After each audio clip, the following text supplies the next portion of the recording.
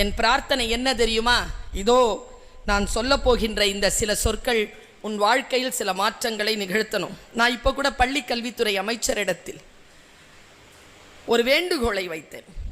அது என்ன வேண்டுகோள் தெரியுமா? அது இங்கே தான் முதலில் நிறைவேறி இருக்கிறது. என்ன வேண்டுகோள் தெரியுமா? நான் சொல்லுவதை பெற்றோர்களும் ஆசிரியர்களும் ஒப்புக்கொள்வீர்கள் என்று நினைக்கிறேன். எல்லா அறிவுரையும் எல்லா குழந்தைகளுக்கும் 9th ஸ்டாண்டர்டுக்கு அப்புறமா தான் கொடுக்குறாங்க. 9th 10th 11th 12th college first years. நான் என்ன சொல்கிறேன் தெரியுமா? இன்னைக்கு நம்ம ஆரம்பிக்கணும்னா 6th 7th 8th தான் ஆரம்பிக்கணுமே தவிர 9th ஸ்டாண்டர்டுக்கு போய் நம்ம அறிவுரை சொல்கிறதுனால எதுவும் நடக்காது. ஆரம்பிங்க 6th 7th 8th ஆரம்பிங்க. இன்றைக்கு இந்த குழந்தைகளுக்கான புரிதல் வருகின்ற பொழுது, அந்த வயதிற்கு அவர்கள் வரும்பொழுது அதிகப்படியான அறிவுரையோ மற்ற விஷயங்களோ அவர்களுக்கு தேவைப்படாமல் அவர்கள் தன்னை தயார் நிலையில் வைத்துக் கொள்வதற்கான சூழல் நிகழ்ந்துவிடக்கூடும். ஆனா என்ன பிரச்சனை தெரியுமா? அவங்களுக்கு இருக்கிற கான்சென்ட்ரேஷன் உங்களுக்கு இருக்காது.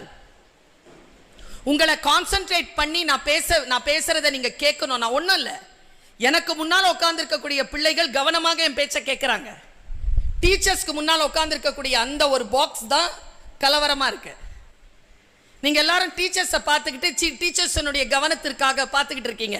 இந்த குழந்தைகள் தான், எனக்கு முன்னால் இருக்கக்கூடிய இந்த குழந்தைகள் தான் என்னிடத்தில் கவனமாக இருக்கிறார்கள். கடைசி உட்கார்ந்து இருக்கக்கூடிய குழந்தை வரைக்கும் பேசுறதுக்கு தான் நான் வந்திருக்கேன்.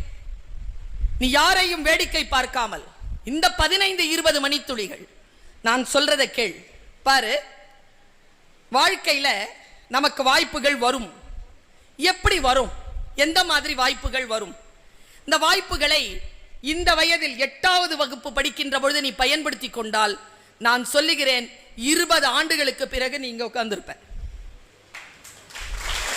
இங்கிருந்து தொடங்கணும். நீ அப்புறமா பார்த்துக்கலாம், வயசான அப்புறமா பார்த்துக்கலாம், டிகிரி முடிச்ச அப்புறமா பார்த்து. உன் வாழ்க்கை நீ 12-13 வயதில் தொடங்கணும். 12-13 வயதில் தொடங்குவதற்கான அந்த முனைப்பும் அந்த ஆற்றலும் கவனத்தை கொண்டு செலுத்தக்கூடிய ஆற்றலும் குழந்தையே உன்னிடத்தில் வர வேண்டும் என்று நான் வேண்டுகிறேன்.